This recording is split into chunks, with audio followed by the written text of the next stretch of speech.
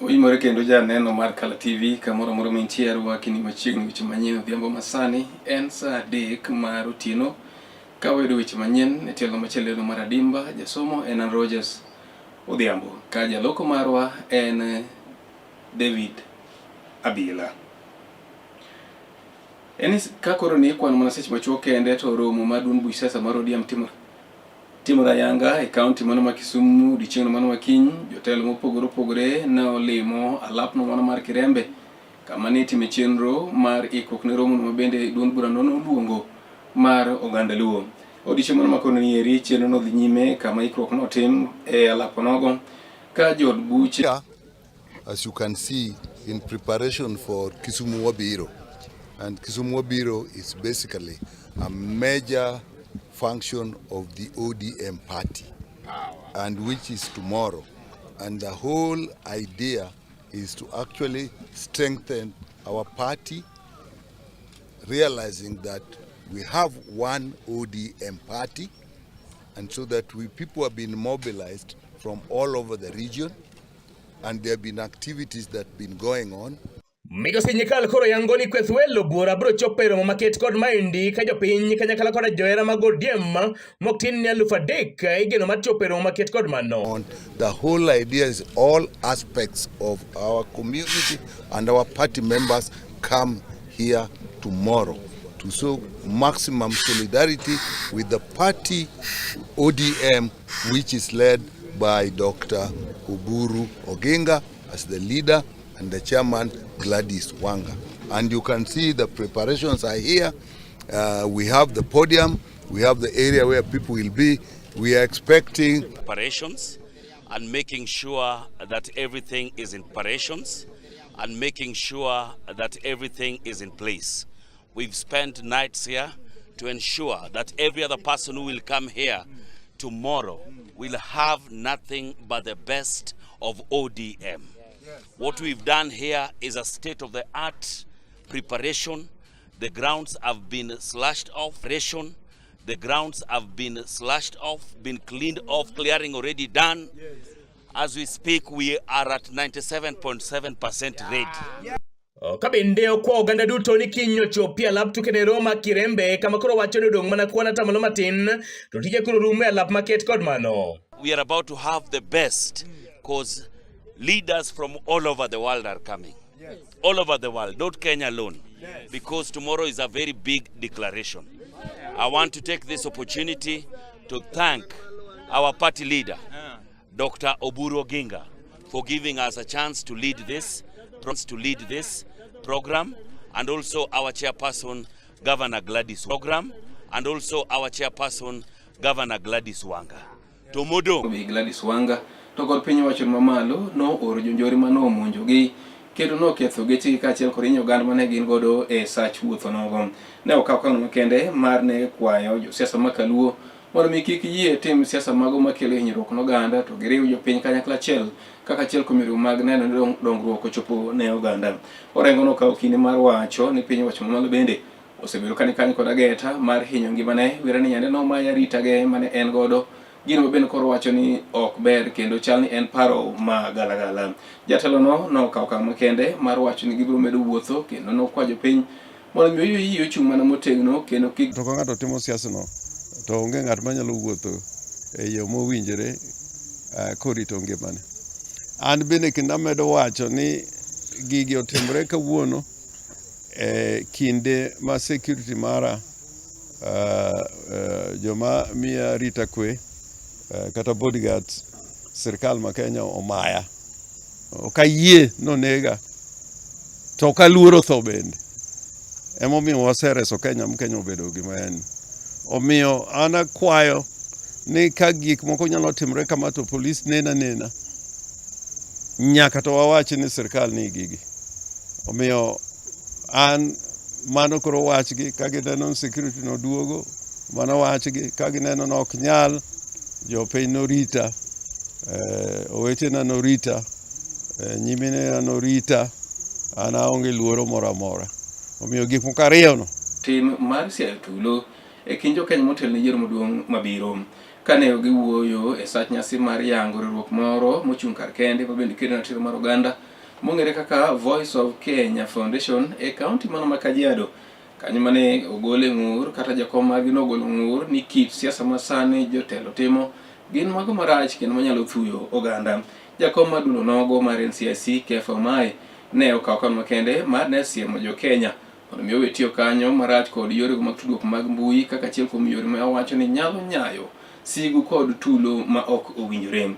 E seche makamagi bende jakanyo ma bende ne nie riwruok nogo ma ochune ng'iyo chal mar kit telo mano migosi Pielo Lumumba ne okawo kan makende mar ne chayo jotelo mag pinjego mag Afrika mowacho ni ng'enygi osebedo ka koro tiyo mana tich mar yako mond jopiny to gitiyo ne jopiny mar chwalo negi dongruok.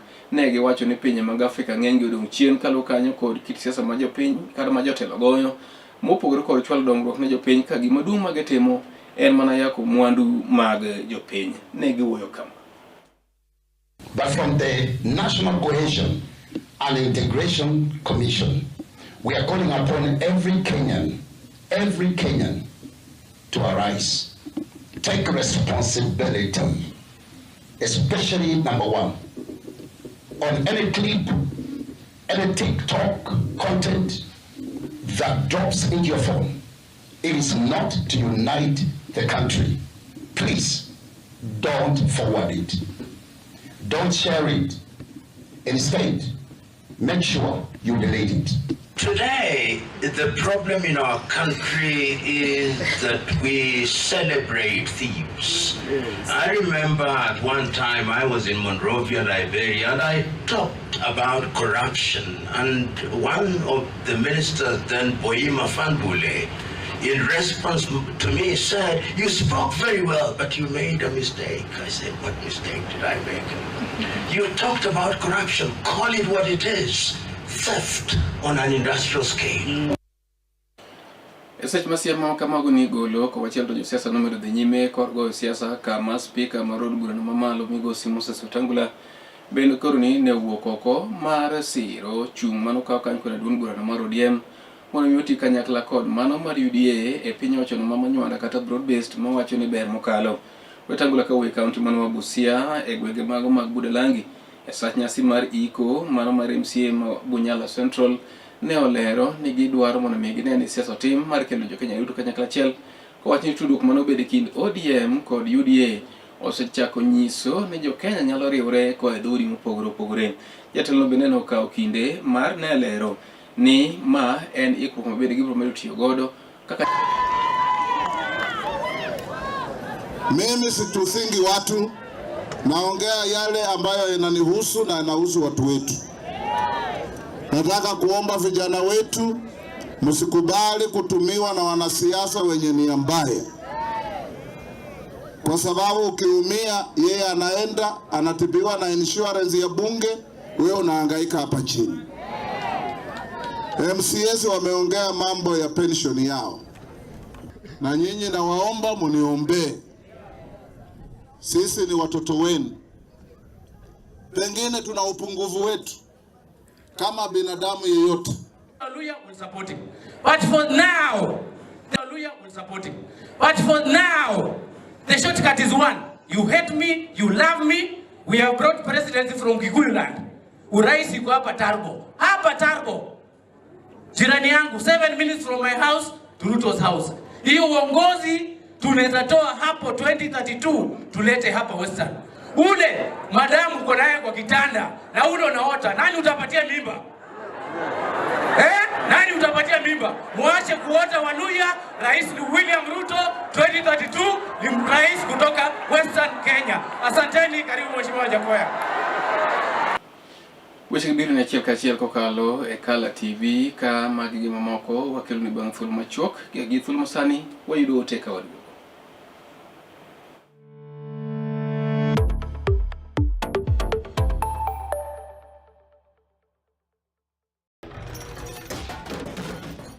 Bedo kod odiochieng' marabora e sikunde ka iduogo pach. Chenro mar chal pewe tudri kodwa wuok chenro mar chal pewe tudri kodwa wuok tich nyaka tich abich saa 11 mar midhiambo nyaka saa 12 mar midhiambo. Kama wanyisi motimore e pewe duto mana e Kala TV.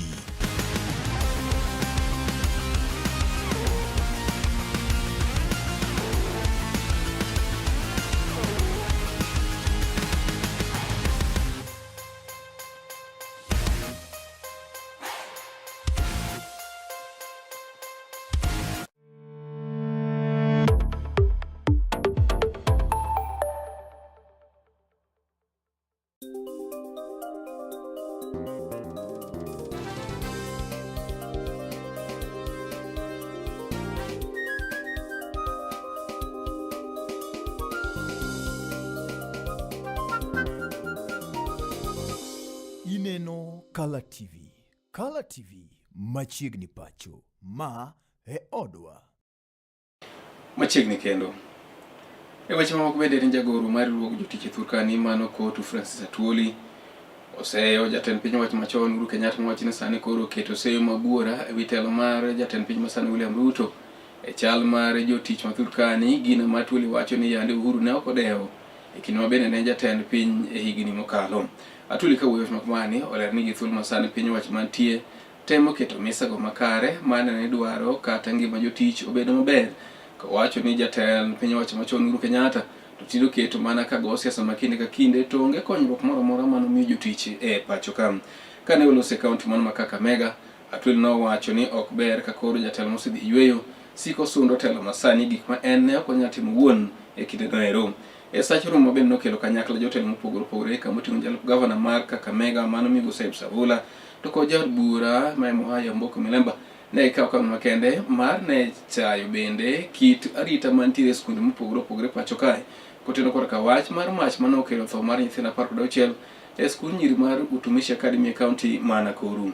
Jotelo bende nodhi nyime ka wacho ni yande nosegol lai mag arita ne nyithindo e skunde ka be gimono gimomiyo kar nindo mar jopuonjre go nobedo gi ageng'a matek mane miyo nyithindo go ok nyal reso ngimagi e kwamba tuende kwa day school, si lazima watoto waishi shuleni jameni. So it's a discussion we must begin on how far we can take the day schools and the boarding schools. Paro machal kod sema no keti e wach tho jopuonjre go en jatend migawo mochung' weche mago mag arita ma Thurkani Kipchumba Murkomen bende nowacho ni nyaka sano obila osemako jopuonjre maromo 8 mani tudo kod ka wach mar ne kelo mach e skul nogo mar Utumishi Academy mano ka nyithindo 16 go ne otho. Kano wuoye kaunti mano ma Kericho e sach romo mar weche mag somo e katiegruok mano mar Belgut Technical Training Institute, Migosi Murkomen ne owacho ni obila bende pod medo dhi nyime kod timo nonro mar yango gima dine mi jopuonjre go ne ber kanyo kod paro ni gine mane gichako majni ka koro iwacho ni nonro pod ibiro timo mondo ya hiyo dormitory, na hapo ndio wanafunzi 10 about 10 students died at that particular corner, kwa sababu hiyo kona ilifunikwa ikawekwa kuvuli ikapigwa mbao, alafu ati ni ku expand the dormitory ndio itoshe ilete wanafunzi wengi kujaza hiyo dormitory. Na kwa sababu ya hiyo Ministry of Education will take administrative action on the leadership of the school kuona kwamba hiyo haitarudiwa tena kwa shule yoyote katika Kenya. Pia walimu wengine walipewa habari na wanafunzi ya kwamba kutakuwa na mkasa katika shule, lakini wakapuuza na hawakuchukua hatua. Pia Ministry of Education will take the necessary steps. Mimi nataka wish the teaching fraternity and parents of Utumishi Academy our condolences from Belgut constituency for the lives that were lost, and we wish quick recovery for those that were injured when we were there. Allow me then. Weche mapogore kod mano en ni seyo makoni koda kocha pod bedo keti kuom piny owacho ma Thurkani kuom ne bedo kod paro mar kelo jotuo manogamo muya mar Ebola ma e pinjego moko moloto mano mar Amerika nyaka e pacho ka. Kata kamano kamano kawakonyo kod bad migawono mar doho ne oyudo puoch gi pako kuom jotelo mopogore opogore kama jatend duond burano mano mar PLP Mikai Martha Karua kod maneja chunjo mamine e kaunti mano ma Kirinyaga Mikai Wangui Ngirishi ne wacho ni okang' madono kawo mar ne chungo chirono en mano makare kendo manyalo miyo ngima jo Kenya bedi mowinjore. Giwacho ni piny Kenya pod nitie weche mag arita mag ngima e sekta no mano mar thieth ka kor gimedo ni paro mar kelo jotuo e Thurkani ne nyalo biro medo midhiere weche mago mag ngima oganda. Jotelo wacho ma kinde mabende koro wacho ni donyo chogolo chik machungo paro makamano bende koro wacho ni piny owacho to ne oseyie mar puodho ka koro jatend migawo mochung' weche mago mag thieth ma Thurkani Migosi Duale bende wacho ni ane giseketo winjruok kod piny mar Amerika e loso kuonde mabende ni biro rito jotuo mogamo muyano mar Ebola mano e piny mar Amerika ka jatend pinyno Migosi Donald Trump nowacho ni biro kelogi e pacho ka. Obey the constitution which commands him to take the best interests of Kenyans into consideration before any decision. We thank the court, but I'm telling Kenyans we are on our own. We must rise up and refuse to be used and to be endangered by recklessness of the Ruto administration. And then we have these fires coming back. Yesterday we woke up to Utumishi Academy having 16 casualties in the fire that occurred there. We remember after the Endarasha fire in 2024, the government said that there would be standards which every school would be forced to adopt. Can we be given an inspection report showing that all boarding schools have complied? If there is no such a report, how come 16 girls were unable to escape the fire? It means we have a government that is sleeping. All they are interested in is misusing our resources, but not taking care of our children. My condolences to the families who lost their children, to the families of the injured, to the school and to the children, to the entire school community because of the trauma. But it's not enough to condole with them. We must ensure that such a thing never occurs again. We must ensure that the government takes care of the treatment bill of all the injured children and assists the families in the burial.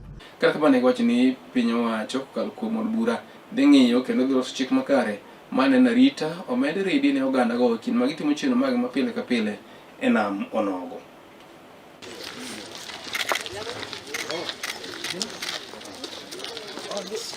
We have come to visit Homa Bay. One is that being or oversighting the administration, we talked with the DCC on behalf of the county commissioner, just to find out the issues of security within Homa Bay County. And we have been told that Homa Bay County is relatively calm. There are no big issues, other than the issues that were coming up, like in every other part of the country, the issue of goons, which some of them have already been suppressed, and others we will endeavor to enhance the security, and especially now that we have police officers in training who will be joined with Sapacit. Now they have registered Sapacit. Now they have registered over 54,000 persons. Ineno Kala TV. Kala TV machiegni pacho. Ineno Kala TV. Kala TV machiegni pacho. Ma e odwa.